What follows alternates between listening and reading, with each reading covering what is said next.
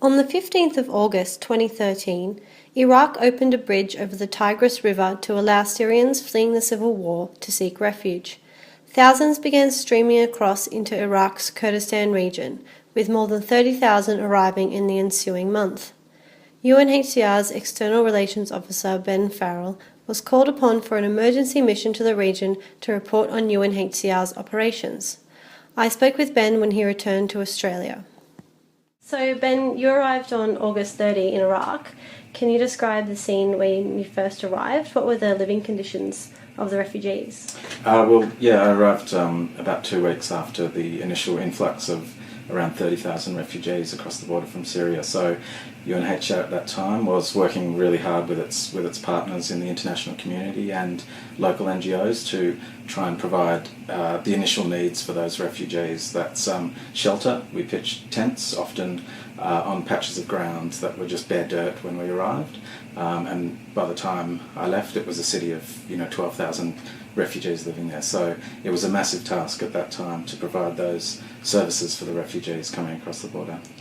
And what was the overall mood of the refugees that you came across? Well, I think most refugees were, first of all, happy to be somewhere safe. The civil war in Syria, as you know, was and is a completely dangerous place to be. So coming across the border was a real opportunity for refugees, first of all, to find safety and security from persecution. So the mood in the camps and for the refugees who were living out in the city was one, I think, of hope, one, I think, of having the opportunity to restart their lives through the generosity of the Iraqi people and the people of the Kurdistan region. If the war goes on longer in Syria, we may see that situation change, but for now, I think the refugees did have a sense of hope and optimism. Yeah. And what were the main priorities of UNHCR's work in Iraq in those initial weeks? In the initial weeks, it really was responding to the emergency phase. So that is providing refugees with shelter in the form of, usually it was tents in the camps, food, healthcare, education for their kids, the basic necessities of life, water, somewhere to wash and somewhere to bathe. Those are the things that people need when they come across the border with just about nothing. Many people came with just the clothes on their backs. So that initial emergency response to scramble, I think, was an amazing effort by the international community and by the government in Iraq to assist those people coming across. And I understand part of your role was to conduct field research into the needs of refugees living outside of the camps in the cities of northern Iraq. Can you tell me what you observed? Yeah, well, it's not all that well known, but around 60% of the Syrian refugees who are in northern Iraq are actually living outside of camps in the community. So they're living often with relatives, or they're often renting apartments and often living in very difficult, crowded conditions. So UNHCR was trying to develop some programs to assist those refugees, because they can often be forgotten because they're not all in the one place, and it's very difficult sometimes to deliver those services. So how has Iraq actually been affected by the surge in refugee numbers? Is there a general feeling of hospitality from the Kurds, or were there any tensions? There is a great deal of hospitality from the people of Iraq and the people of the Kurdistan region specifically. They've opened their land to the people coming across from Syria. In many cases, they've opened their homes. A lot of the Syrian refugees are staying with relatives or staying with other members of the community. That said, 200,000 Syrian refugees are now in the Kurdistan region of Iraq, so that does place pressure on the community and on the services, on basic services that are available for the community. So what we're trying to do, UNHCR and its partners, is to invest in some of those services in the community for the benefit of both the refugee population and the local host population. So that means building new classrooms in schools. That means providing medical equipment in medical centres and refurbishing some of the medical centres so that the Syrian refugees and their families can access the services that they need, but also so that the host community gets an improvement. And we think that those sorts of programs can really help to limit any community tension that might start to show itself if that strain on the services increases over time, which it obviously will. So half of all Syrian refugees are children.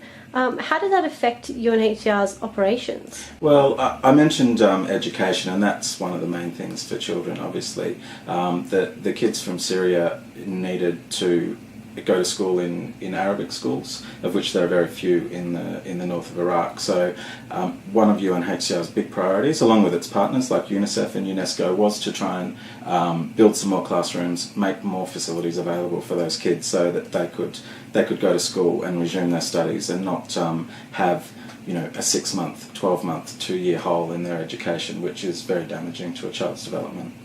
And I understand that you actually launched a back-to-school program as you were leaving. We did, with our partners UNHCR and UNESCO.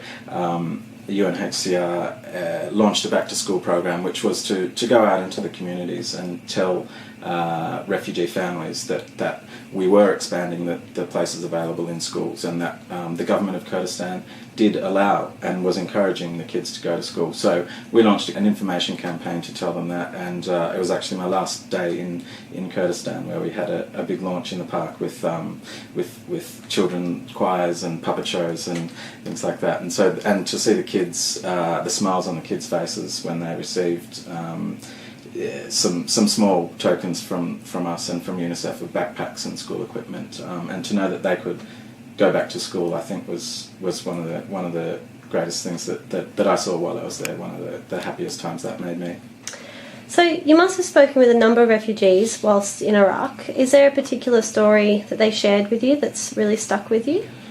One family in particular I met, they'd fled from Damascus into a regional part of Syria, but their son, who was about 6 years old, had cerebral palsy, so he needed some real specialist medical attention and physiotherapy as he grew, which wasn't available in that regional part of Syria to which they fled. So they ended up taking that decision to cross the border into northern Iraq, specifically so that they could get the healthcare that their little boy needed. Now I met them at UNHCR's registration centre in Sulaymaniyah, so they were registering as refugees with us, and then our protection staff could then refer them on to the specialist medical services for the little boy. So that was not only a really heartfelt story meeting this family, but also a real practical example for me of the protection role of UNHCR in being able to make sure that families who need specific services and special protections can find them.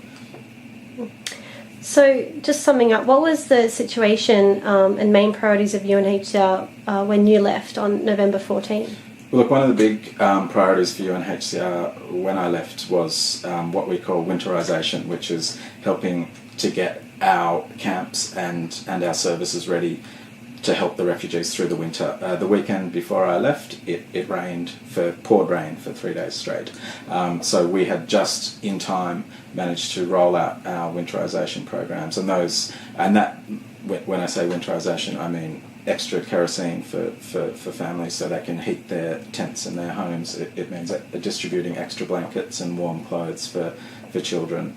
It means putting concrete slabs beneath the tents so that the water doesn't seep up into the tents during rainy periods. So it also means extra drainage dug around the refugee camp. So that was a real priority, and the planning for that was taking place the whole time I was there, and it was great to see it start to be rolled out just as I was leaving, because I understand it gets quite cold and quite wet in northern Iraq during the winter. So I'm glad that program was being rolled out. Great. Well, thanks very much, Ben. Thank you very much.